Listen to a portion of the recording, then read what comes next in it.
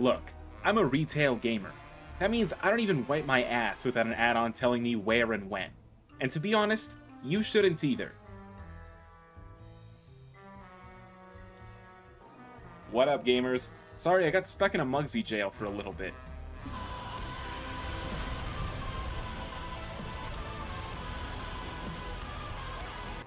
But I've brought back 5 add-ons that are critical if you want to compete in any form of competitive World of Warcraft content. So, whether you're redoing your UI from scratch and looking for some tips, or a casual looking to take it to the next level, these will help you make everything a lot easier on your journey. Let's get started. Literally the first thing I did on my channel was complain about the default nameplates. And honestly, I think I should do that more often. I mean, look at this thing. What is this? It's a 3-pixel wide red line. So if we're going to do any form of content that's not just hitting a training dummy, we're going to need to clean these up. And the way we're going to do that is through plater nameplates. Now, this add-on is so powerful and so configurable that it wouldn't be surprising if you could run 1993 Doom solely on this add-on. But even just out of the box, this thing is a million miles ahead. So, in my infinite generosity, I've prepared this footage of the first pull of Cinderbrew Meadery 3 times. The first one is going to be with our default nameplates, next with Plater, and third we'll configure Plater for a more enjoyable experience. Now, if you look at this first one, what the fuck is going on? I don't know, and I don't know how anyone can play like this. So, here's the same pull with legitimately just out-of-the-box Plater. And you're probably thinking, it still looks like Tetris jizzed across my screen, but at least I can kind of tell what nameplate belongs to what. I can see what mobs are casting, and I can see the amount of health they have with a, reasonable glance. So, if we're willing to take it a step further, and we go to the internet here and we grab a Plater profile. For this example, I'm going to use Jundi's Plater, because that's what I use personally, but we do the same pull and wow! I can actually understand what the hell is going on here. These piss baby mobs have health bars at a reduced size, so I know that I don't have to care about them whatsoever. The big scary muscle guys have purple health bars. Casts are clear, I can see what needs dispelling. It even has my kick timer on the cast bars. If you don't have something like this, you're basically driving in a rainstorm with no windshield wipers. I don't care how many times you've done it or how used to it you are. You're gonna end up crashing into a pedestrian and killing someone. And by crashing into a pedestrian, I mean missing a kick on a honey volley. Have you ever been at work or school or anywhere you go in your life and you just hear someone say something that is just so wild and full of red flags that it changes how you feel about them on a human level? Well, that's how gamers feel every time they hear someone say that they use DBM. DBM is the boss mod you recommend to the guy that you don't trust to wear shoes with laces. You're afraid he's gonna trip and hurt himself if he doesn't have air horns and boss quotes from 2007 yelling and screaming that he's about to trip over those laces. So, to demonstrate my point, I'd like to play this unedited clip of someone playing with DBM that was unfortunately recovered. And to reiterate, this is completely unedited. Destruction!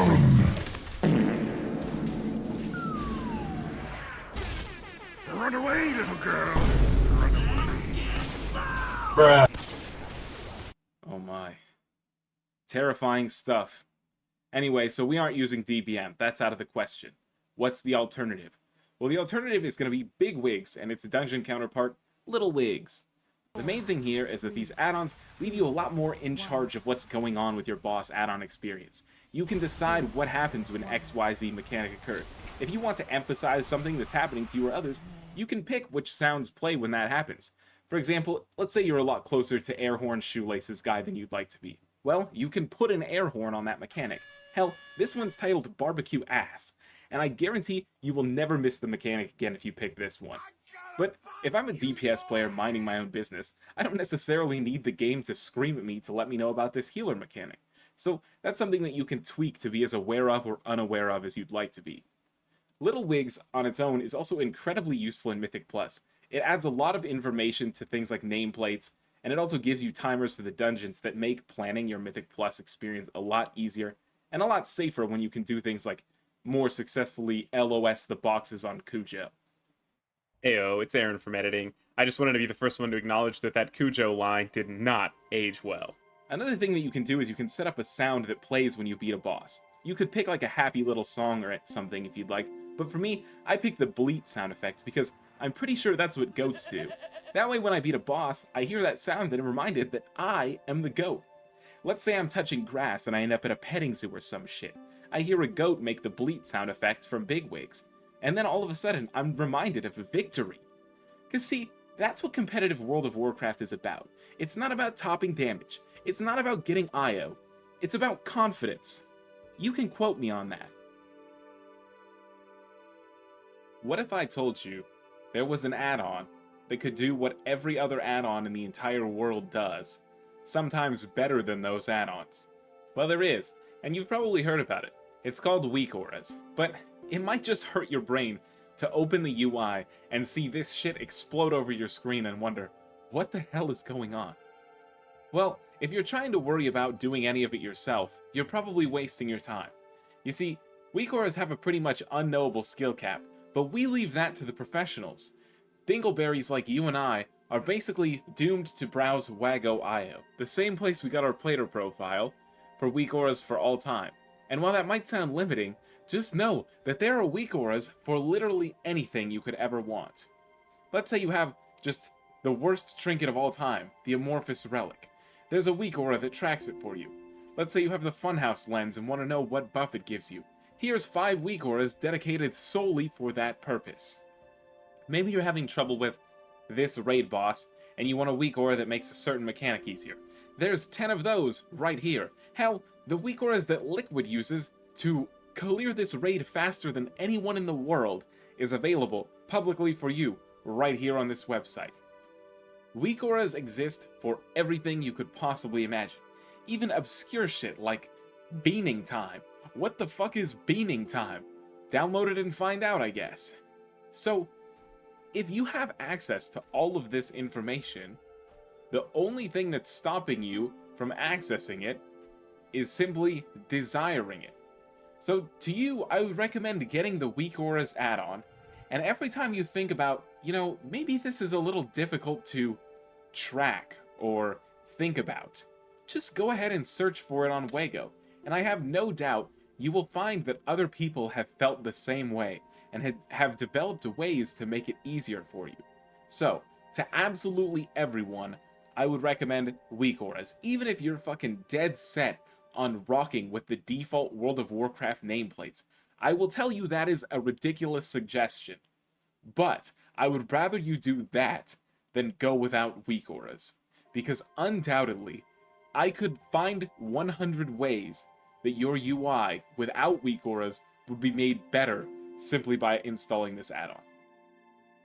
Number 4, Archon Tooltip add-on. Competitive WoW is all about excluding the most people possible. But how did this get in the script? At some point in your life, someone who does bad damage or someone on Reddit is going to tell you that damage doesn't matter. But crankers like you and I, we know better.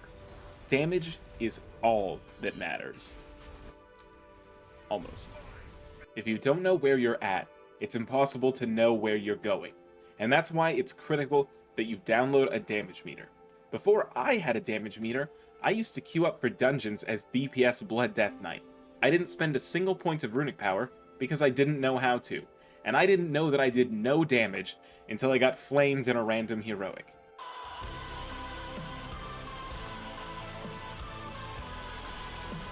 If you don't want to be like that, then you need to be able to see how you're doing. And that's why I recommend Details, because unlike the other damage meters, Details provides a ton of details. Take a look down here. These are all the categories that this add-on tracks just by default. And I'd like to make a note real quick as well, that just like Plater, this add-on is incredibly customizable, but I digress. You have pretty much access to anything that you might want here. If I was looking for a reason to flame my healer, maybe I'll just go to overhealing, look at the top guy, and say he's padding. Or, let's say, okay, I'm playing a spec like Arcane Mage. Arcane Mage doesn't dominate the overall damage, but it really cranks these prio targets. So I can go to enemy damage taken, and I can just scroll here for priority target that Arcane does real good on. I can see something like, oh, look at the Architect. I'm destroying the Architect, and my noob teammates aren't helping me with the Architect.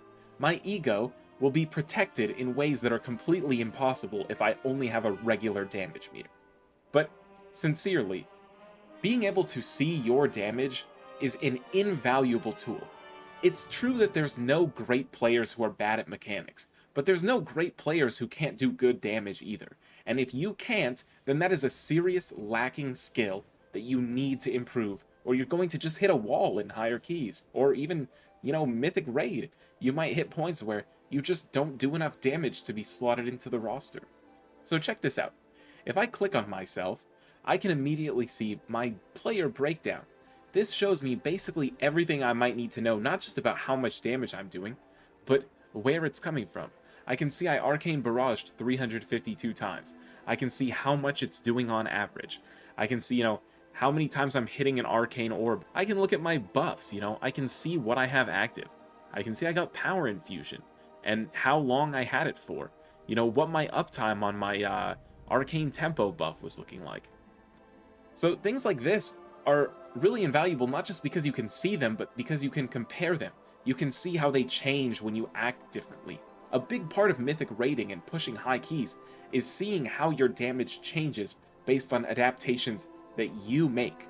That's why when you see things like Liquid killing bosses and just doing beautiful amounts of damage, it's because every single pull these players are considering what they did and what they can do to push out that tiny bit more juice.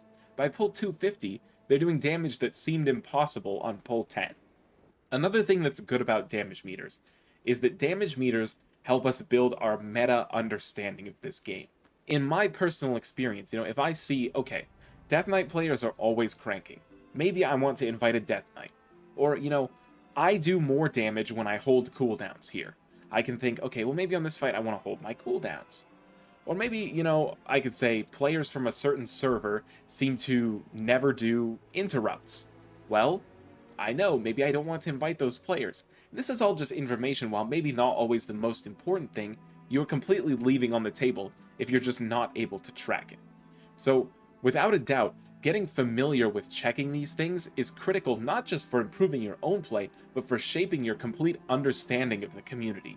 So, in my opinion, it's critical that you have a damage meter and that you check this thing religiously. You want to be fiending for every point of damage you can.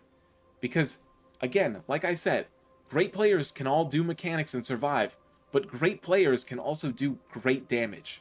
And you're going to need to be able to do both if you want to push yourself to your absolute limit. Have you ever been in a dungeon and felt like everybody knows where to go and what to do except you? Well, if that's the case, then you're going to want to become fast friends with Mythic Dungeon Tools. This add-on is by far the most self-explanatory of the ones that we've looked at so far. So, this add-on is basically a glorified dungeon map that serves also as a routing tool and a database for a lot of the information that you're going to need for going through these keys. Now, you can see over on the right here that I can set a dungeon level, and that's pretty much how you're going to want to tune the add-on to the level you're working on. So let's say you're working on your portals, so I'll set this to 10. And now, by mousing over any character in this dungeon, you can immediately see, its HP. You can see, by right-clicking and hitting Open Enemy Info, what kind of CCs you can use on things, if it'll see you through stealth, so can I Shroud past this, can I Invis pot this if I need. And over here, you've got all of the enemy's spells. And this is critical because, while you might see these things a lot, you might not know the exact numbers, and those are pretty important. Going through Priory of the Sacred Flame, which is the one we have open now, I can see the Arathi Footmen casting Defend every single day, but I might not know, how big the damage reduction is, or how much damage they take increased after it breaks, without being able to read the spell directly. Now, to be clear, these are the Mythic 0 versions of the spell, so the damage numbers aren't going to be quite accurate the higher key level you go to. But, just understanding exactly what it is going to be incredibly helpful. And you can see exactly, how much health they have, how much enemy forces count they provide.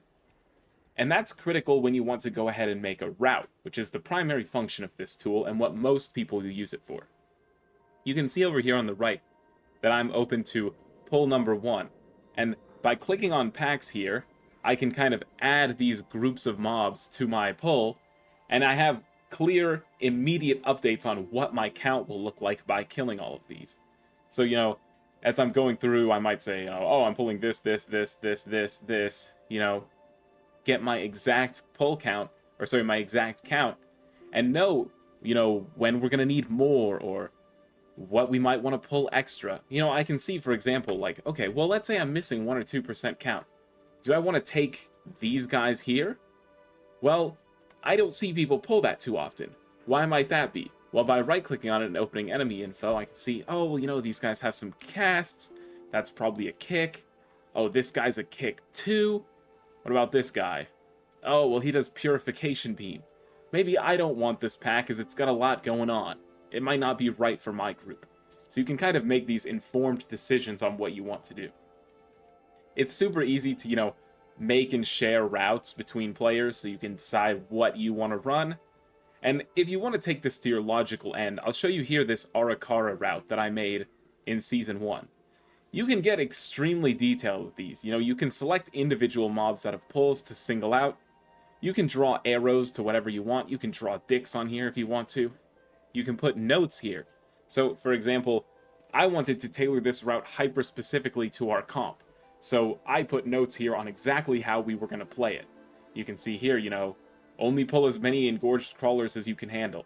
So if you're a player who feels like you might need a little extra help when knowing where to go or what to do, making sure that you're very familiar with the dungeon in this sort of intimate manner is really going to make things a lot easier. You know, here, pull 8 begins when the prio target dies. Just little things that really make this a lot easier. So you can go in and you can be as, you know, detailed or as vague as you want. I mean, you can see here my Dark Flame Cleft route, I literally just clicked on all the mobs at once. So you don't have to get super crazy detailed with it, but you are going to want this information if you're going to go ahead and make a route that is something that works for you and your group. So I would really recommend, you know, downloading and familiarizing yourself with Mythic dungeon tools. You can really learn a lot more about the enemies, and pretty much any stream you might open for a tank player, I'm sure they'll have some sort of command you can do in their Twitch channel that will share their exports for their own MDT routes. So this is really something that's not just helpful on a personal level, but it really makes sharing things between the community a lot easier, and something that I really think that you should participate in if your goal is to really become intimately familiar with the dungeons in any given season. Alright, so as far as the baseline for getting started competitively goes, that's pretty much it. I mean, just these can take you all the way from the starter zone to cutting edge and probably even further. Now, I know this might be a little bit below your pay grade, considering it's based on getting started, but the next videos coming out will start to be more oriented towards getting these keys timed on 12s, 15s, really pushing your IO. So I want this to kind of be here so that when strategies involve setting these up for success, they didn't just kind of appear out of nowhere. Anyways, if you're interested in those videos or content more geared towards, you know, pushing yourself competitively, well, then I would love to have you along for the ride as a subscriber, or I would love for you to check out some of my past work.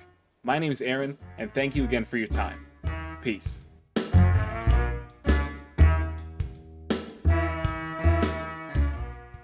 Tetris jizzed across my screen.